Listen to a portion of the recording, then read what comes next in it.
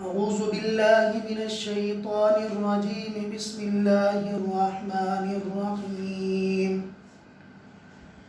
يا أيها الذين آمنوا هل أدلكم على تجارة تنجيكم من عذاب أليم تؤمنون بالله ورسوله وتجاهدون في سبيل الله بأموالكم وأنفسكم ذلكم خير لكم إن كنتم تعلمون. يغفر لكم ذنوبكم ويدخلكم جنات تجري من تحتها الأنهار ومساكن طيبة في جنات عدن ذلك الفوز العظيم. وأخرى تحبونها نصر من الله وفتح قريب وبشر المؤمنين. يا أيها الذين آمنوا كونوا أنصار الله كما قال عيسى ابن مريم للحواريين من أنصاري إلى الله قال الحواريون نحن أنصار الله فآمنت طائفة من بني إسرائيل وكفرت طائفة فأيدنا الذين آمنوا على عدوهم فأصبحوا ظاهرين. صدق الله العظيم. شروع اللہ کے نام سے جو بڑا مہربان نہایت رحم والا ہے. اے ایمان والو، کیا میں تمہیں ایسی تجارت کے بارے میں نہ بتا دوں تنجیکم من عذاب علیم، جو تم کو دردناک عذاب سے بچا لے، نجات دے دے. تم اللہ پر ایمان لے آؤ، اللہ کے رسول پر ایمان لے آؤ اور اللہ کے راستے میں جہاد کرو اپنے مال اپنی جان کے ذریعے سے. یہ تمہارے لیے سب سے بہتر ہے ان کنتم تعلمون، اگر تم اس چیز کی حقیقت کو جان لو. یغفر لکم ذنوبکم، وہ تمہارے گناہوں کو بخش دے گا. ویدخلکم، اور تمہیں داخل کرے گا جنات، ان باغات میں تجری جاری ہوں گی، من تحت الانہار، جن کے نیچے نہریں، ومساکن طیبۃ، اور یعنی پاکیزہ گھر ہوں گے، رہنے کی جگہ ہوں گی، فی جنات عدن، جنات عدن میں. ذالک الفوز العظیم، اور یہ بڑی کامیابی ہے. اور ایک اور وہ چیز جس کو تم پسند کرتے ہو، اللہ کی طرف سے مدد اور جلدی تمہیں فتح ملے گی. اے نبی جی، آپ ایمان والوں کو خوشخبری سنا دیجیے. اے ایمان والو، تم اللہ کے مددگار بن جاؤ، جیسے حضرت عیسیٰ ابن مریم نے اپنے حواریین سے کہا کون میرے لیے اللہ کا مددگار بنے گا؟ تو حواریین کہنے لگے ہم اللہ کے مددگار ہیں. چنانچہ بنی اسرائیل کی ایک جماعت ایمان لے آئی اور ایک جماعت نے انکار کیا. فَأَيَّدْنَا الَّذِينَ آمَنُوا، جو ایمان والے بنے ہم نے ان کو ان کے دشمنوں پر غالب کر دیا. فَأَصْبَحُوا ظَاهِرِينَ، اور وہ غلبہ پانے والوں میں سے ہو. تو ان آیات کا شان نزول حضرت عثمان ابن مظعون رضی اللہ عنہ کے صحابی ہیں. انہوں نے کہا کہ اگر حضور اکرم صلی اللہ علیہ وسلم کی چاہت ہو، حضور ہمیں ایک چاہت، اپنی دل کی ایک چاہت کو ظاہر کیا کہ اگر حضور پسند کریں تو میں اپنی بیوی کو طلاق دے دیتا ہوں اور اپنی ساری زندگی عبادت کے لیے وقف کر دیتا ہوں اور اپنے آپ کو کھسی کر دیتا ہوں تاکہ میرے اندر چاہت وہ ساری چیزیں پیدا نہ ہوں. سارا مال میں اللہ کی راہ میں دے دیتا ہوں اور اپنی بیوی کو طلاق دے کے بالکل فارغ کر کے میں اللہ کی عبادت میں مصروف ہو جاتا ہوں. تو یہ آ کر انہوں نے حضور سے پوچھا کہ رسول اللہ دل یہ چاہتا ہے کہ بس دنیا جان کے جھنجھڑوں سے نکل کر میں آپ کی اطاعت میں اور اللہ کی عبادت کے اندر اپنی جان کو جو باقی ہے وقت ہے میں اس کو لگا دوں۔ فرمایا کہ بیوی کو چھوڑ دینا یہ کوئی عبادت نہیں ہوتی، اور خصی ہو جانا سے بہتر یہ ہے کہ تم اپنا وقت اللہ کے لیے خرچ کر دو۔ میں نبی ہو کر سب انسانوں سے افضل ہوں جو مجھے اللہ نے مقام دیا، لیکن میں نے شادی بھی کی، نکاح بھی کیے ہیں، میں گھر کے معاملات بھی کرتا ہوں، سب چیزیں بھی کرتا ہوں، روزہ رکھتا بھی ہوں، افطار بھی کرتا ہوں، باقی سب معاملات کرتا ہوں۔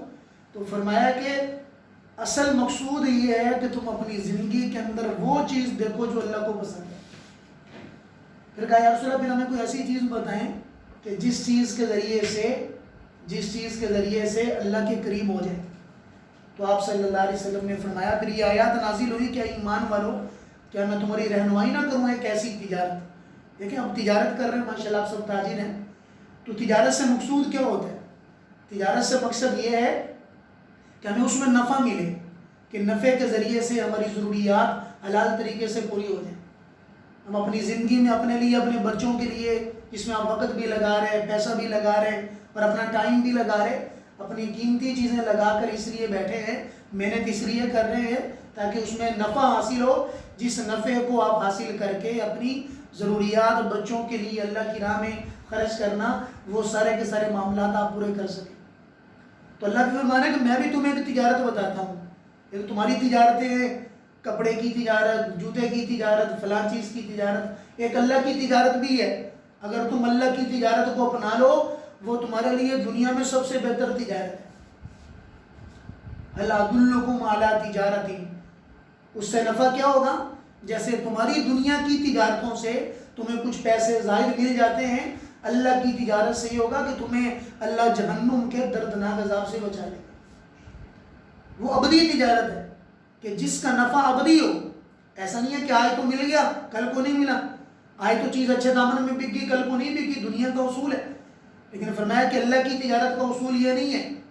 اللہ کی تجارت کا اصول یہ ہے کہ جب آپ نے اللہ والی تجارت کر لی ہے، اب اس سے کیا ہوگا کہ تمہاری دنیا بھی بہتر، اور فرمایا کہ آخرت وہ ہولناک جگہ کہ جس سے پیش ہونا اور جس کے اندر جانا، جس کے قریب جانا ہر ایک ایمان والے، ہر ایک مسلمان والے کے لیے، جیسے قرآن نے کہا ہے کہ تم ضرور بھی ضرور انکم لواردون، ایک بار جہنم کا چکر کاٹ کے جاؤ گے۔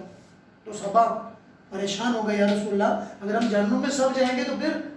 فرمایا کہ نہیں، یہ اللہ نے ایک اپنی کلام کو، اپنی بات کو پورا کرنا ہے سب کو گزار کے، لیکن جو اللہ آگ کو بنانے پر قادر ہے، وہ اللہ آگ کو ٹھنڈا کرنے پر بھی قادر ہے۔ کہ جس نے حضرت ابراہیم علیہ السلام کو 40 دن آگ میں رکھوا کر فرمایا یا نار کونی بردن وسلاما علی ابراہیم، ہمارے ابراہیم پر سلامتی والی بن جائے۔ دکھنے میں آگ جل رہی ہے، شعلے اٹھ رہے ہیں، لیکن مزے سے اندر بیٹھ کے جو ہے وہ انار کا درخت بھی نکل آیا، اس سے انار بھی تر و تازہ کھا رہے ہیں، چشمہ بھی اللہ نے نکالا اور میٹھا پانی بھی پیا جا رہا ہے۔ اور پھر پوچھا کسی نے کہ ابراہیم زندگی میں سب سے اچھے دن کون سے تھے؟ فرمایا کہ وہ جو آگ میں گزارے تھے، وہ جو آگ میں گزارے تھے دنیا میں سب سے بہتر دن تھے۔ تو کہا کہ حضرت کیسے وہ سب سے بہتر تھے؟ وہ تو آگ تھی۔ فرمایا کہ وہ اللہ کی محبت کے دن تھے، کہ اللہ کی محبت میں مجھے ڈالا گیا۔ اللہ ہر روز پوچھا کرتے ابراہیم آپ کا کیا حال ہے؟ جب اللہ کے وہ الفاظ کان میں پڑا کرتے، اللہ کا پوچھنا کان میں پڑا کرتا، سارا دکھ درد اور ساری وحشت تنہائی اکیلے پن کی ساری دور ہو جاتی۔ میں اللہ کے اگلے کلام کا انتظار کیا کرتا، کب دوبارہ اللہ مجھ سے پوچھیں گے۔ فرمایا کہ ایمان والوں کیا بہتر تجارت نہ بتاؤں؟ کون سی تجارت؟ تؤمنون باللہ، کہ سب سے پہلے تو اللہ کو ایسے مانو کہ اللہ کی عظمت کا یقین تمہارے دلوں کے اندر دنیا جہان کی سب چیزوں سے بڑھ کر ہو جائے۔ اللہ قادر ہیں، اللہ کی قوت ابدی ہے، اللہ کی قوت ابدی ہے۔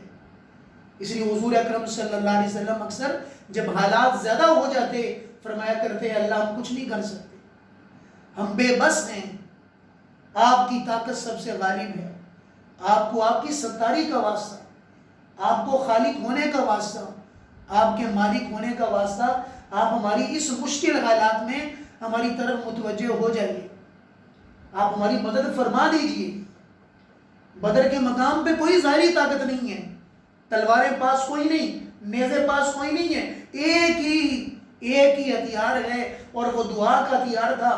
جب رات حضور مصلی میں بیٹھ کر سجدے میں گر کے دعا کر رہے ہیں کہ حضرت صدیق اکبر گئے، یا رسول اللہ بس کر دیجئے، اللہ ضرور آپ کی مدد کرے۔ اللہ نے 5000 فرشتے اتار دیے بدر کے مقام پہ۔ میرے عزیز دوستو، آج بھی ہم بے بس ہیں، بے بس ہیں، کچھ نہیں کر پا رہے۔ اس بیماری کی ابتلا نے سب کو پریشان کر دیا، کوئی راستہ نہیں ہے نکلنے کا، نجات کا راستہ کوئی نہیں، کیسے بچے؟ بچ ہی نہیں سکتے۔ کب تک احتیاط ہم کریں گے؟ احتیاط کر بھی رہے، لیکن اے ہمارے مولا، آپ کے بس کے اندر ہے، آپ کی طاقت کے اندر ہے، آپ کر سکتے ہیں۔ اللہ جی آپ کر دیجئے، ہمیں سب مسلمانوں کو محفوظ کر دیجئے، ہمارے بچوں کو، والدین کو، ہمارے قریبی رشتہ داروں کو، یا اللہ آپ محفوظ کر دیجئے، کیونکہ آپ کی طاقت سب سے بڑھ کر ہے۔ آپ تو ظاہر سے بھی واقف ہیں، آپ باطن سے بھی واقف ہیں۔ اے میرے مولا، جس کے آپ بن جاتے ہیں، جس کے آپ بن جاتے ہیں، اس کو کوئی کچھ نہیں بگاڑ سکتا۔ حسبنا اللہ ونعم المولا ونعم النصیر، اے اللہ تو ہمارے لیے کافی ہو جا۔ تو یہ ہے تؤمنون باللہ، کہ تم سب سے پہلے اللہ پر ایسے یقین کرو، اللہ کی ذات پہ ایسے بھروسہ کرو کہ دنیا جہان کی سب چیزوں سے زیادہ تمہاری پہلی نظر اللہ پہ ہے۔ حالات کے وقت میں نظر اللہ پہ، خوشیوں کے وقت میں نظر اللہ پہ، ہر حال کے اندر تمہاری نظر اللہ پہ ہو۔ اپنی بے چینی اضطرابی کے مقام پہ ہاتھ اٹھا کر اللہ سے بات کریں، اللہ سے مانگیں، اس لیے کہ مانگنا اس کو پسند ہے، ہم تو مانگ ہی نہیں رہے۔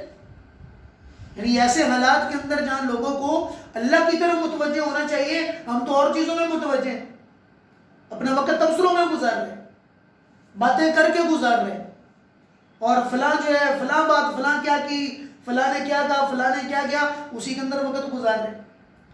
ارے بھائی، اس حال کے اندر تو چاہیے یہ تھا کہ ہم اللہ کی طرف متوجہ ہو جائے، اس لیے کہ ہے تو ہمارے گناہوں کا سلیقہ، ہے تو وبال ہمارے گناہوں کا۔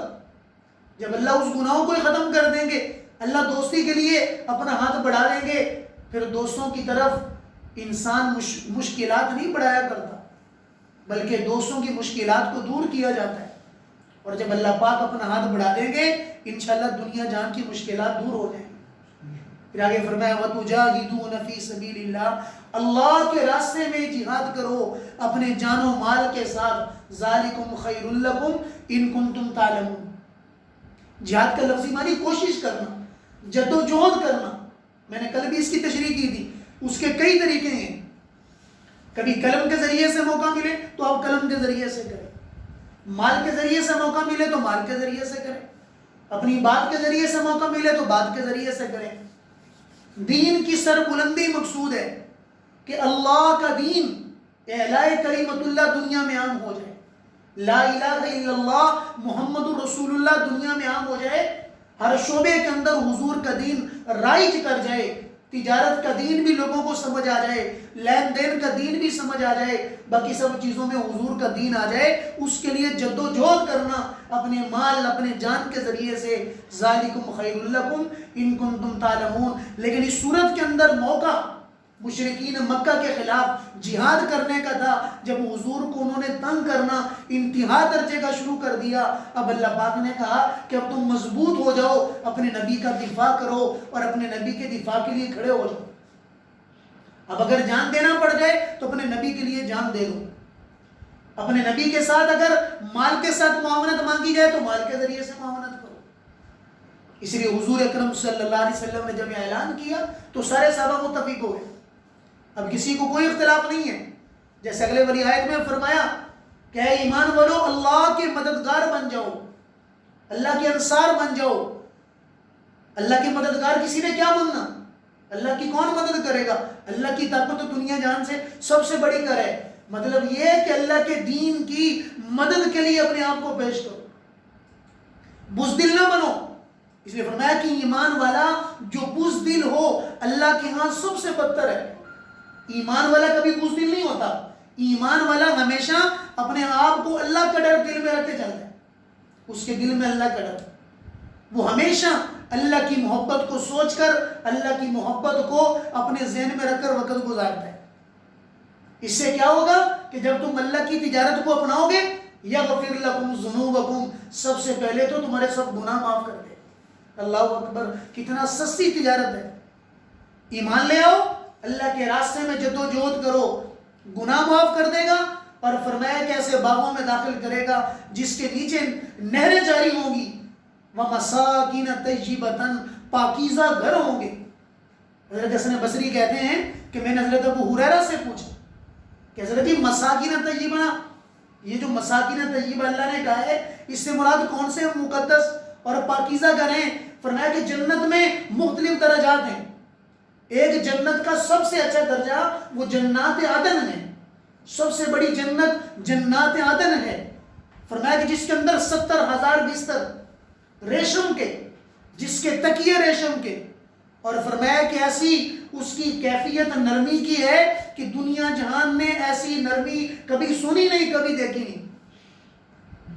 خادموں کی ترتیب ہے، راحت و آرام کی ترتیب ہے کہ جس کے اندر کوئی پریشانی کوئی نہیں ہے، جس کے بستر کے غلاف 70,000 ہوں گے ریشم کے۔ اور اللہ اکبر، فرمایا کہ یہ کیفیات سن کر فرمانے لگے کہ اللہ پاک ایسے مقدس گھر تو سب کو عطا کرے۔